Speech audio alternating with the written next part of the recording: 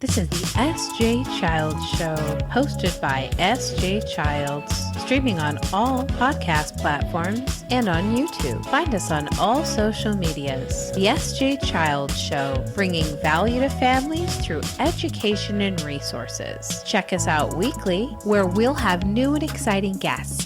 Thanks so much for your support. Enjoy the show. This episode is brought to you by S.J. Childs Books for Children.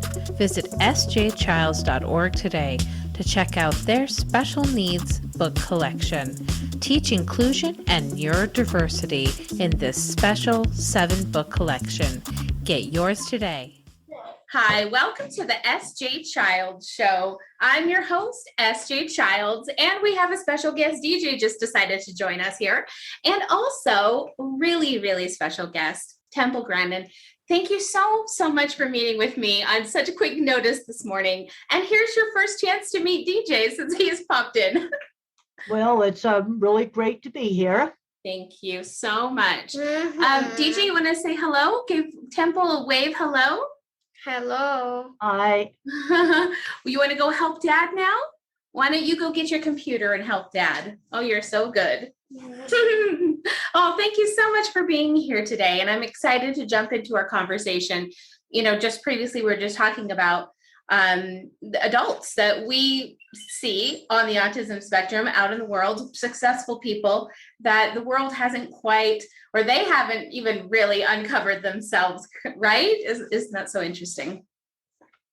Well, I had, severe speech delay. So I was one of these kids that obviously was something drastically was wrong with me. Now I understand with your daughter that it got diagnosed a little later on, age 9, because she was getting bullied and teased at school. And fortunately for me, I didn't get bullied and teased in elementary school because my excellent 3rd grade teacher explained to the other kids that I had a disability that wasn't visible, like crutches or a wheelchair, and that they needed to be helping me. And I've since found out that's called peer-mediated intervention. And I've got a paper online you might want to look at. It's called How Horses Help the Teenager with Autism Make Friends and Learn How to Work. I love that. And I can't emphasize enough, friends through shared interests. Like, okay, what kind of things does your daughter like to do? Dinosaurs. She really likes, she has some good friends that she interacts with. And now we do online school. So not so much, she's not struggling with that. I think with the thing that we recognized with her kind of being overlooked was that she had dyslexia early on, and the teachers were said, "Oh, she's so kind, she's so sweet, she's smart. That's just we don't see how that could be possible." And yeah, as you well know, when I was 8, I didn't know how to read. Yeah, and I was one of the kids that learned with phonics, and my mother just taught me. First of all, get a book the kid's going to actually want to read. That's the first step. And mother would read out loud a page, and then she'd have me sound out a few words. And I look at some of this complicated stuff they've got online for phonics, and I go, this is gobbledygook. Yeah. All mother did was pin the alphabet on the wall and have me learn the sounds. Now, I already knew my alphabet song. That's already got most of your long sounds already in it. And it wasn't that hard. But I want to warn you, some kids are whole word learner. They're going to learn better with whole word and not with phonics. Yeah, definitely. What kind of kid they are. And that's what kind DJ was diagnosed at 16 months old, so very early.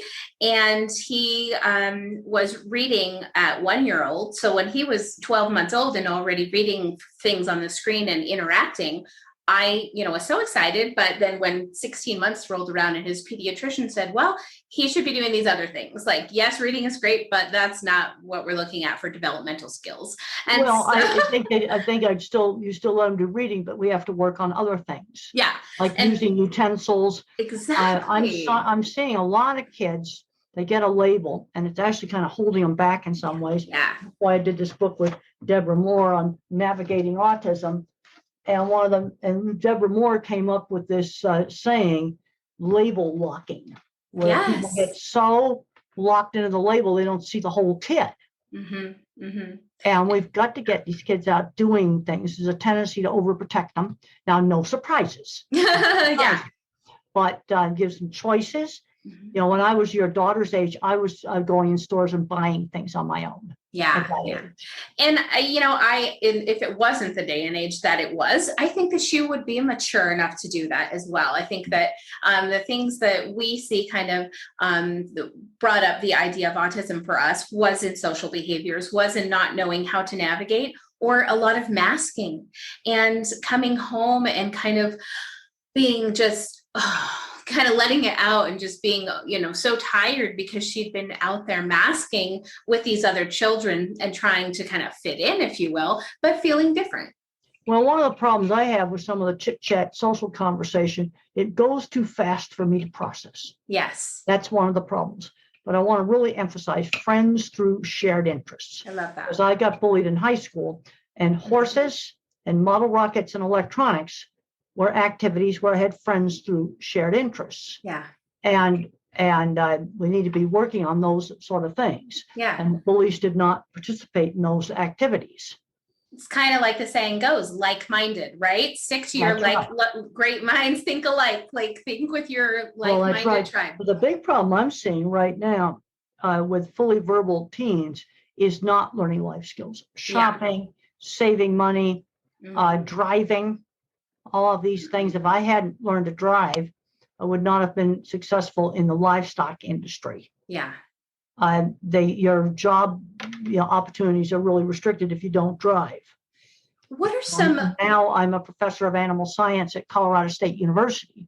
Oh my gosh, congratulations. And when I was a lot younger, nobody thought I was going to be able to do something like that. I think that's amazing. And the same thing, isn't that, what do you think about that when you hear of some of these psychologists giving, parents the diagnosis of your child will never, they'll never do this, they'll never do that. Isn't that just devastating for those parents? Well, on top of this, you got to, you see, what I've learned about different kinds of thinking, I'm a visual thinker.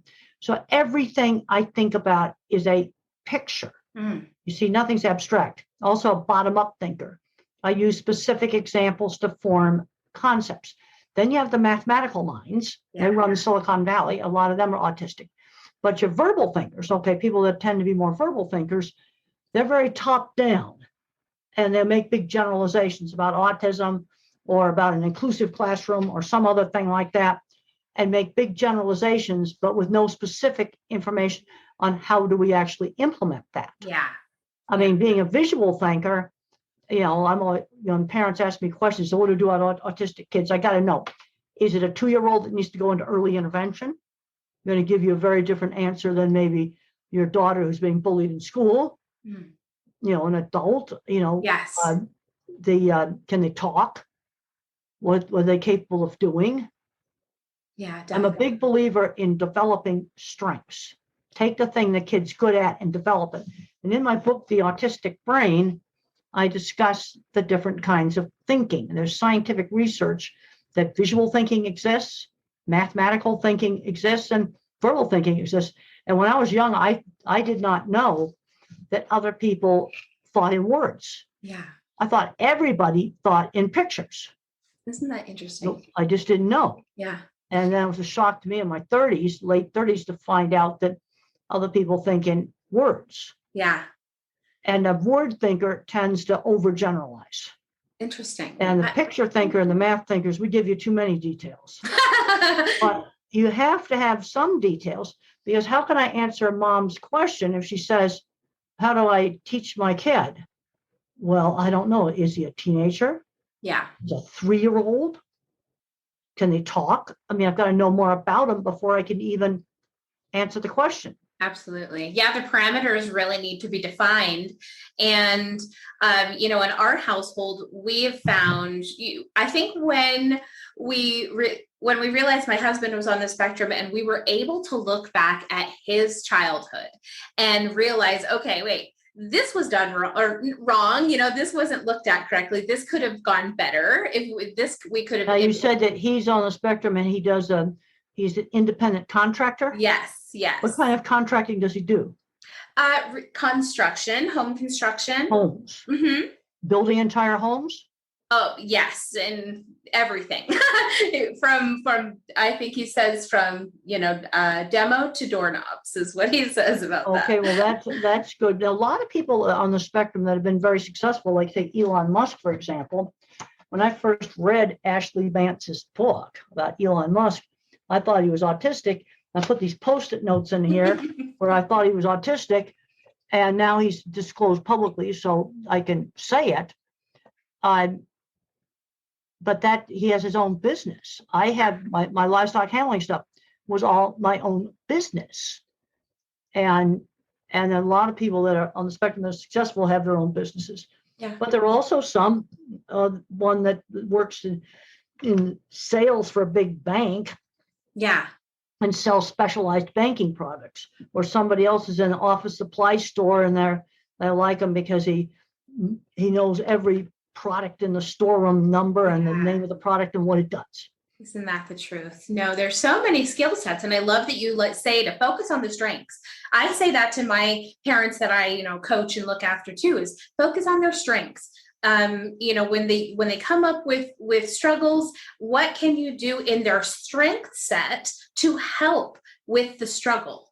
And we try to do that in our home a lot too. We really kind of let our kids take the wheel and show us the way that works for them. Just like you said, with learning your child's thinking pattern, learning what their learning style is, that's kind of the key to helping them. Well, the other thing I get very concerned about is, kids just not learning basic skills, shopping, things like this, things that I was doing when I was 7 and 8 years old.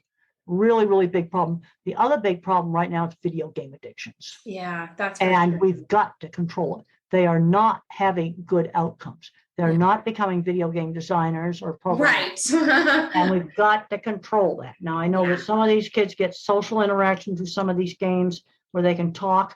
So you don't want to totally ban that, but it needs to be limited because the outcomes are not good. They're ending up on a disability check when maybe they ought to have their own business or go on and get a job and have a life. Yeah, absolutely. What do you think kind of accommodations, maybe as an adult with autism going into the workplace, do you think that you should go in and say, I have autism, these are the kind of accommodations that I'd like to have? I think it depends upon the situation. When I'm working independently, I would go into a meat plant, design a facility, start up and get out of there and avoid a lot of the office politics. I never disclosed. But I did, when I look back on project meetings, I would disclose certain needs I had, like I like homework. I need to know exactly what the boundaries of this job is. My design responsibility stops at this point on the rail. I need to know what land I can use that's on the site. Very specific, parameters of the job. Also, any task that involves a sequence, I need to make myself a checklist of the steps to do something. I remember in the 70s, I was working for Farm Magazine. We got this thing called a photo comp set machine. It was like a very, very crude early word processor the size of a desk. and I was learning how to operate that. And I had to make myself a checklist because I do not remember verbal sequence. I have to have a checklist. There are some individuals where certain lights will flicker and that will drive them just crazy, and that has to be fixed. Then you get their desk over by the window, might fix that. Some people might need, some breaks, sensory breaks. The other thing is, I talked to a lot of granddads that were brought up in the 50s, like NASA space scientists and other ones, where they found out they were autistic when the grandkids got diagnosed. But that grandfather had a paper route. They learned skills, and they learned skills that I see too many moms are too overprotective, and the kids aren't shopping. Yeah. And this is no excuse for that. And your daughter, the next time you buy gas, what I recommend that you do is hand her $5 while you're pumping the gas and send her into the shop to buy a jug of milk or some other thing in the shop. Yeah. And you're right there. You can see in there. But I'm seeing a lot of moms that can't let go on just the most basic stuff like this.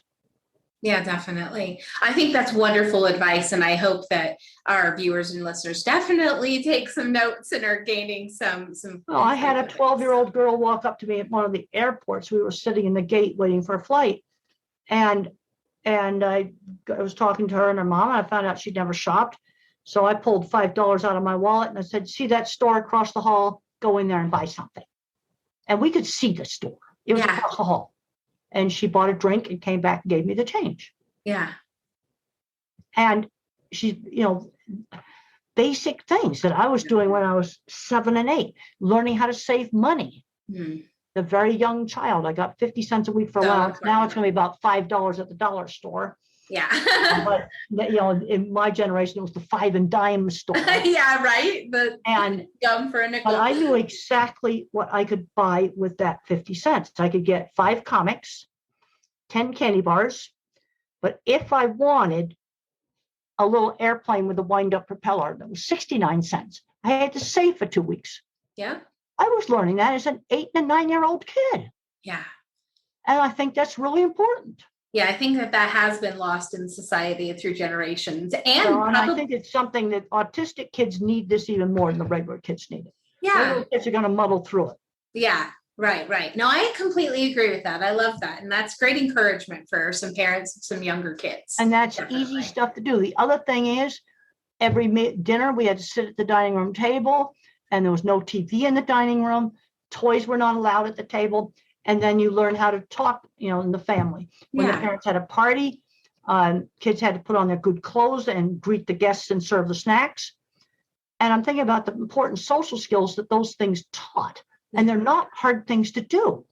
Definitely. Yeah, I think those are easy kind of step-by-step, day in and day out things to be able to teach your child along the way. I got another book. Yeah. This is my how-to book, the way I see it. Oh, I love that. So little short chapters on just how to work with these kids. But how-to chapters.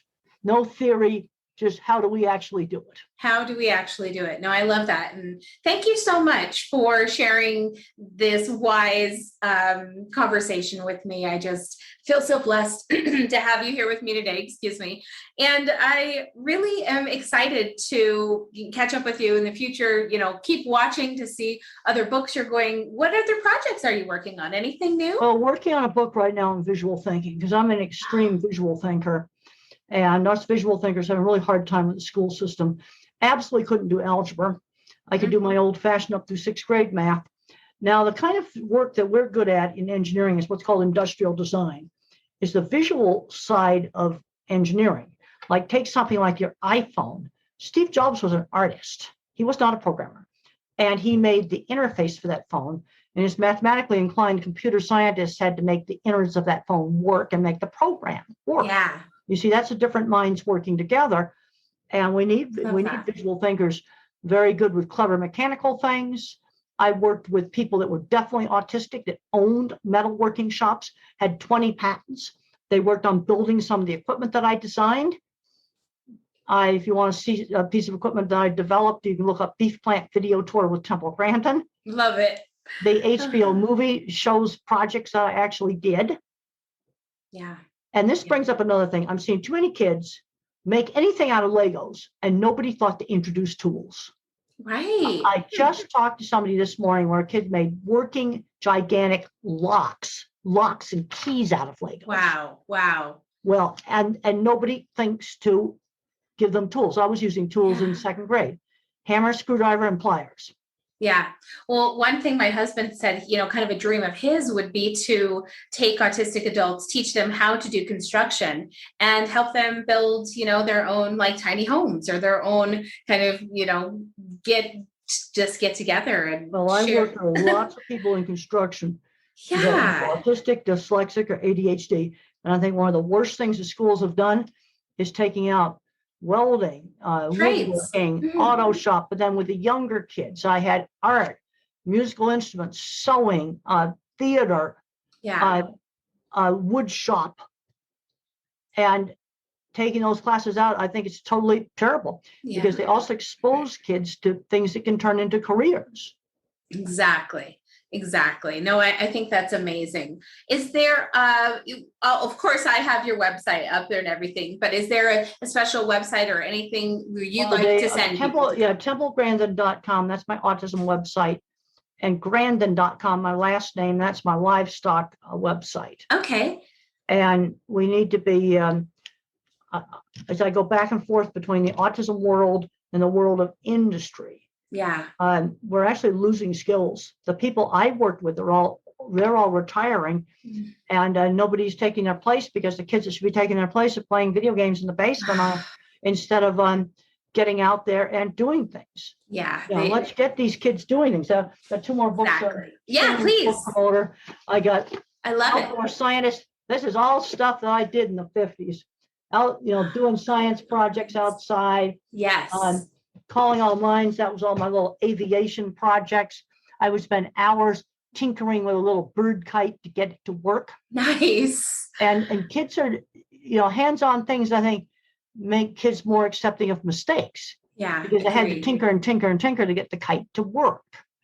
Yeah. And, I loved electronics. Someone might say, well, you're just really old-fashioned. But what's going on now is not good. And the kids that had no speech delay in my generation, they got employed. Yeah. Where you had problems was relationships. And for a lot of adults diagnosed later in life, the diagnosis is a relief because it answers some of their relationship issues. But on the employment front, you've actually gotten worse. Yeah. I mean, I went back to all the projects I worked on and I wrote down, okay, this metalworking shop and this metalworking shop, and I've got to be vague about it because they're not disclosed. Yeah. So I can't go into detail about what they did when we did it. But yeah. I worked with all kinds of people that were on the spectrum that had successful businesses and multiple patents. Yeah, definitely. See, this is what makes me get really upset. So I go back and forth between the worlds. And I'm seeing the algebra requirement blocking a lot of the visual thinking students. Yeah. And it's silly, isn't it? I got out of it, and it was pure luck I got out of it. Pure luck. I got into college on probation, still hadn't passed algebra, and thank goodness the 2-semester college math course wasn't algebra in 67. It was matrices, probability, and statistics. And then to get my advanced degrees, I had to take statistics, let me tell you. Tutor, and more tutoring. There you go. And I got through it with a C as in Charlie. That's great. You got through it. I got lots of other good grades to counteract that. Yeah, that's wonderful. What do you think about, in pushing our kids to go to college too? I mean, I think that that's probably something that, like you said, these protective moms, they would, I don't know, that's kind of a lot of pressure for my kid to handle, things like that. I mean, what do you think about pushing the kids, to just do their best? I can tell you where I don't want the kid. Playing video games in the basement, addicted to drugs. Yes. Or getting in trouble with the law. 100%. That's stuff I don't want. Yes. What I'd like to have them do is to get out and use their abilities. I'm a big believer in developing strengths. Visual thinkers like me, it's going to be art, graphic design, industrial design, and mechanics, things like car mechanics. Love that. That's what my kind of mind's good at. Math thinkers, computer programming, chemistry, physics, and then the word thinkers, these are the guys that love lists and statistics about things like sports or movies. Yes. And take that area of strength, build on it. And we need to be teaching life skills and working skills, starting with very young children with things like helping clear the table. Yeah. Right. And Easy shopping things. Stuff. I mean, I wish I didn't love have to that. talk about shopping. Every time I turn around, I'm finding a fully verbal kid that has never bought anything in a store, never ordered food in a restaurant. Yeah. This is ridiculous. Definitely. No, in fact, now that you've said that, I do remember letting her go to the counter by herself and buying things and getting the change. Well, you need to, she needs to be doing that. Like next time you go to a gas station. Definitely. And you can pick out one where you can even pick out the pump. I'm now thinking of the gas stations where I go, which pump I'd go at, so I could see into the shop while I was putting the gas in the car, and give her some money and have her run in the shop and get something. It's perfect. It's so right easy. There. Yeah. You're right there. And you start with those baby steps and things like learning to drive. Learning to drive is going to take a whole lot longer. Yeah. Because of the multitasking issue. I did 200 miles on dirt roads. You had a little more freedom to learn, huh? Well, let's start out in big parking lots, about Yeah. 20 minutes a day. Keep the lessons at 20 minutes a day. You might have to do parking lots for a month and then very carefully find some back roads Yeah. and do it in very, very safe places and very gradually go into traffic. But learning to drive was really, I could not have done livestock as a career if I had not learned to drive. It's just that simple. Definitely. And the mom's scared. And I go, wait a minute, I'm talking about the middle of a dry field. Yeah. Nothing to hit. The cattle don't get out of the way. The middle of a giant parking lot, and find one that has no lamppost to hit. Yeah, right. There's nothing to hit. Yeah. What are you afraid of? Yeah. Definitely. That's where you start. I love that. And driver's ed often pushes them into it way too fast. Mm-hmm. Don't get into that trap. Yeah. Just spend a little bit of extra time, like you said, extra tutoring, extra time, more practice, the better skills we can and set. things like the shopping stuff. Then you gradually do the gas station thing a few times, and then when we're at a restaurant, she needs to order herself from the menu. Mm-hmm. I was taught that you look at the prices, and if your host orders a hamburger, you don't order steak. Yeah. No lobster tails. I learned that at a very young age. Yeah. You see, this is where social skills were taught in a much more rigid way. Agreed. But the autistic kid needs this, because teaching the autistic kid social skills is like teaching somebody social skills in a foreign country. Yes. Everything has to be explained. That's so good. And it's really important that we take the time to explain it to our children, even, the parents that think, oh, I don't think, Joe could understand this concept. Well, it's not a concept. Fair. All right, let's get back to our dinner table in the 50s. Okay, let's say I reached across the table and grabbed the serving dish of the mashed potatoes. And I said, we had these blue and white China serving dishes. They were really pretty. And I reach across, and Mother didn't scream no. She didn't never scream no. She'd say, ask your sister to pass it. She'd give the instruction. This is not difficult. Yes. And I had to learn turn taking in games. This is another thing I had to learn. Yes. But I call this teachable moments. Okay, let's say I started picking up mashed potatoes with my hands. That's totally disgusting. Say, use the fork. Give the instruction. Yeah. Well, and lots of times I've gotten kids to do stuff. There was one boy, this was a fancy catered meal. And this teenager comes in fully verbal, and mother brings in chicken takeout, which he proceeded to eat in the most disgusting manner possible. And you know what I said? This is a fancy dinner. Use utensils. And the next time you eat some of the food that's here. And he did. He did. Yeah. I remember the meal perfectly. It was real bland. It was roast beef, green beans, mashed potatoes, all the dressings on the side, no gunky stuff all over everything. Salad with 2 dressings on the side and chocolate cake. That was the meal. And he did. Mom turned green because we were at a dinner. But there's a point where, it was rude of me to do this. But a year later, she's going to thank me. Yeah. And I've had moms come up to me. I got another mom, I got her 11-year-old using the men's room. Oh. She was taking her fully verbal 11-year-old into the ladies' room. I said, I'm going to do something about this. And we were at a restaurant, and I found out about this fully verbal kid. And I just casually during the meal said, boys don't talk in bathrooms. Girls talk in bathrooms. Boys, you go away from the other guy. You look at the wall. You do your business. You leave. And then at the end of the meal, I just casually said, time to use the men's room. He got up, used it. And you know what? He's been using it ever since.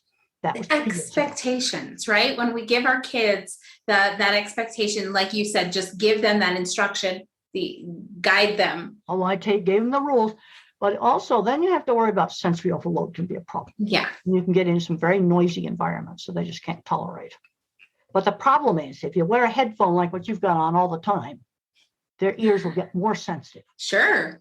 Them off. I like what you say about having them press a button or honk a horn on their own, or going and engaging in those fear when they're afraid of something, kind of facing it and engaging in it instead. But when they control it, yes, when they control that horn, they may be able to learn to tolerate it. Mm-hmm. When they control it, this is very, very important. Yeah. When they control it.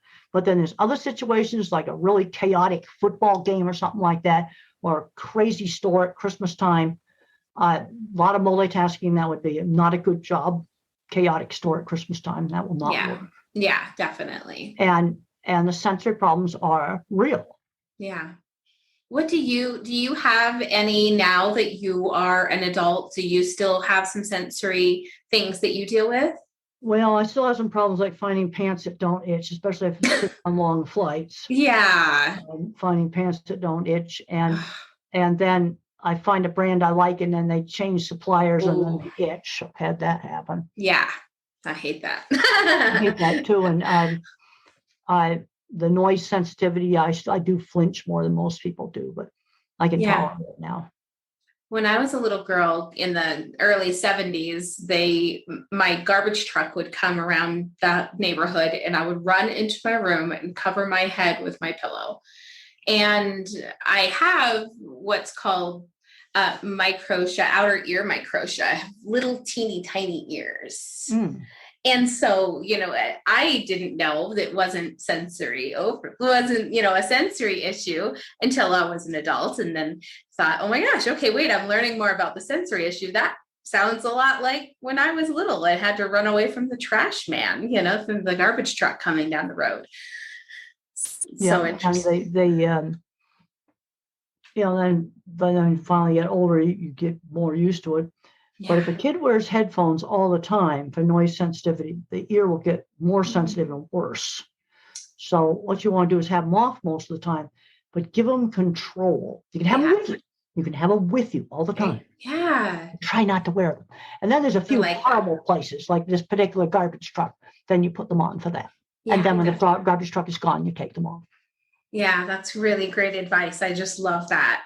I'm so thankful that I could come to your kitchen and hang out with you this morning. Thank you so much. Okay, well, it's been good to talk to you, and I'll be giving you some tips that are going to help out some of your families. I do too. I know you have, and I know that the love from all of my families goes to you. So thank you so much for what you do for the world and the community, the autism community. And we honor you and love you. And thank you so much. Well, it's great. I'm going to leave the meeting now. And thank you very much for having me. Thank you. Bye. Okay, goodbye.